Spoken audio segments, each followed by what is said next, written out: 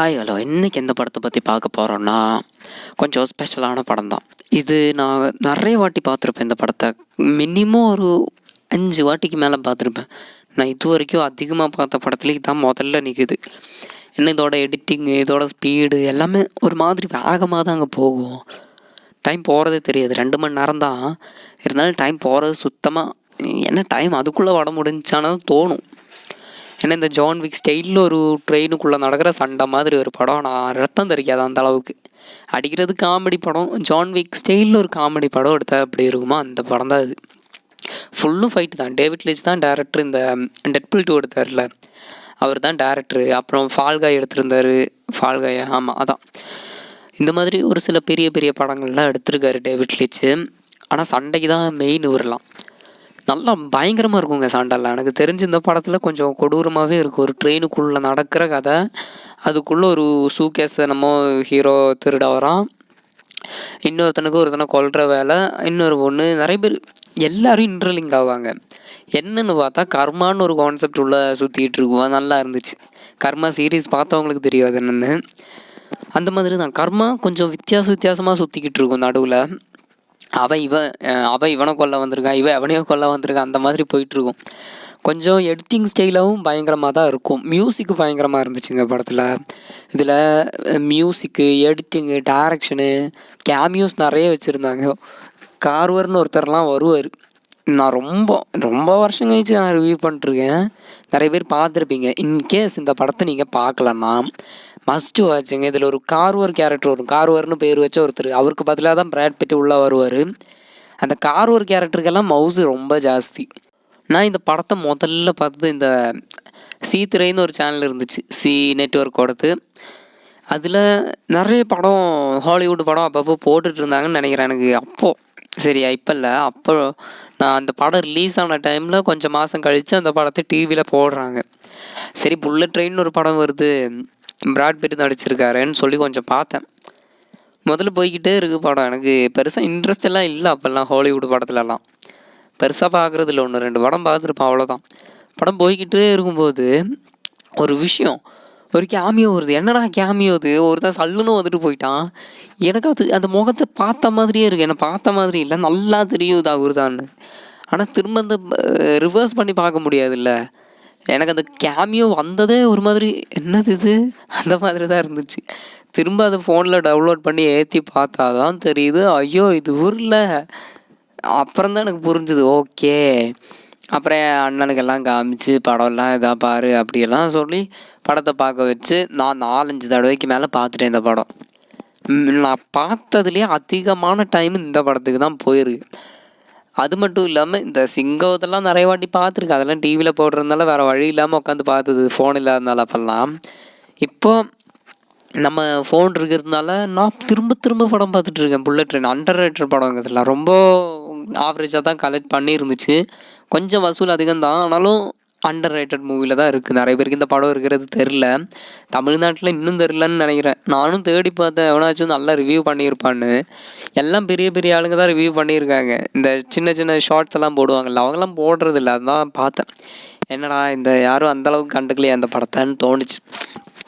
இதில் நிறைய கேமியோஸ் தாங்க முக்கியமாக இருக்கும். ஏன்னா இப்போது வில்லன் கேரக்டருக்கு அவ்வளோ மவுஸ் எல்லாம் கொடுத்துடல இந்த படத்தில் யாரும்.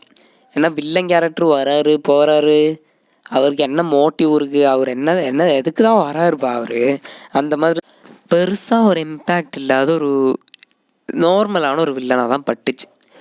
ஆமாம், கொஞ்சம் மஸ்குலராக, கொஞ்சம் சைனாக்காரனா ஜப்பான்காரனா ஏதோ ஒரு காரை வந்து பிரச்சனை பண்ணுவான். அது கடைசி அந்த ட்ரெயின் ஃபைட்லாம் கிராஃபிக்ஸில் பூந்து விளையாடி இருப்பாங்க. கேமியோஸு கடைசியில் ஒரு ஹீரோயின் வரும், அவங்க ஒரு கேமியோ, அப்புறம் கார்வர் ஒரு கேமியோ, ஒருத்தவங்க ட்ரெயினுக்குள்ளே வரும், அவன் ஒரு கேமியோ.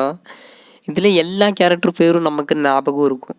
ப்ளூ பீட்டில் என்ன பேர், ஹீரோ பேர் மறந்துட்டேன், சாரி. டான்ஜரின், இன்னும் நிறைய கேரக்டர் இருக்கும். உல்ஃப்னு ஒருத்தன் வருவான். அந்த உல்ஃபுக்கெல்லாம் தனியான ஒரு கதை போயிட்டுருக்குங்க. உண்மையிலேயே அவனுக்கு மட்டும் தனியாக கதை எழுதியிருப்பாங்க.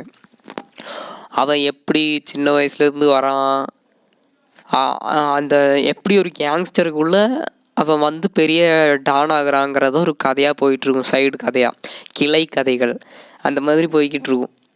அதுக்குள்ளே எப்படி ஹீரோவை அவன் கொல்ல வருவான், அது ஏன்னும் தெரியணும். அப்படி புரியுதுல்ல, ஒவ்வொரு சைடும் ஒவ்வொரு திருப்பி திருப்பி வருவோம். அதாவது இவனை கொல்ல இவன் கடைசியில் ஒரு ட்விஸ்ட் இருக்கும். ஆனால் அது எனக்கு பெருசாக செட் ஆகலை. எனக்கு சின்ன ட்விஸ்ட்டாக தான் பட்டுச்சு. அது நிறைய பேர் கெஸ் பண்ணியிருப்பீங்க, இருந்தாலும் நல்லா தான் இருந்துச்சு. அது இங்கிலீஷில் பார்த்தவங்களுக்கு தெரியும். நான் தமிழ் டப்பிங்கில் பார்த்தேன். தமிழ் டப்பிங்கில் டைம் இருந்தால் பாருங்கள். இங்கிலீஷில் பார்த்தவங்களா இருந்தாலும் ஒரு மாதிரி வித்தியாசத்தை காட்டி இருந்திருப்பாங்க. டப்பிங் வைஸாக இப்போல்லாம் தமிழ் இம்ப்ரூவ்மெண்ட் ஆகுதுனாலும் அந்த டைமில் குன்ஃபு ஹசிலில் வந்த டப்பிங்கெல்லாம் இப்போ கொண்டு வர முடியாது. அவங்களால ரொம்ப கஷ்டப்படுவாங்க அதுக்கெல்லாம். அதுக்கப்புறம் இந்த படத்தில் ஒரு பாட்டிலுக்கு ஒரு ஃப்ளாஷ்பேக் இருக்கும். இவங்க வில்லனோட பையனை காப்பாற்ற போவாங்க, 2 பேர் அண்ணன் தம்பி. அவங்க போகும்போது அங்கே வில்லனோட பையனை தூக்கிட்டு வரும்போது அங்கே ஒரு கலவரம் நடக்கும்.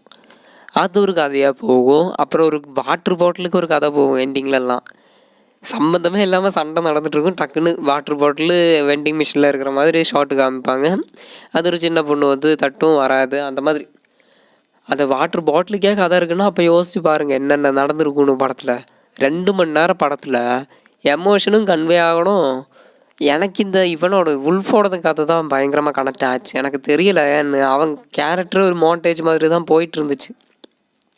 என்னடா இவன் போயிட்டே இருக்கான் அந்த ஃபீல் தான் வந்துச்சு. உல்ஃபு மட்டும் தனியாக ஒரு ட்ராக்கில் போயிட்டுருப்பான்.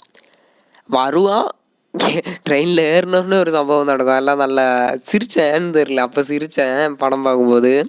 படம் காமெடி படம் தான், சீரியஸாக எடுத்துகிட்டு போகாதீங்க. எனக்கு இந்த ஆக்டரை பிடிக்கும்னா அந்த ஆக்டருக்காக போகவே போகாதீங்க. மாசெல்லாம் அதில் ரொம்ப கம்மி தான். பிராட் பிட்டுக்கு வேணால் கொஞ்சம் மாதம் வச்சுருந்துருக்கலாம் அவங்க. மற்றபடி யாருக்குமே அந்தளவுக்கு இம்பார்ட்டன்ஸும் இல்லை, மாசும் இல்லை. இதில் நிறைய கேரக்டர்ஸ் வருது, கேமியோஸ் வருது. கிட்டத்தட்ட ஒரு 3 பெரிய கேமியோஸ் வருது. 3 தானே? ஆமாம், வில்லனே ஒரு கேமியோன்னு வச்சிங்களேன். 3 பெரிய கேமியோஸ் இருக்குது. ஒரு ஹீரோயின், 2 ஹீரோஸு.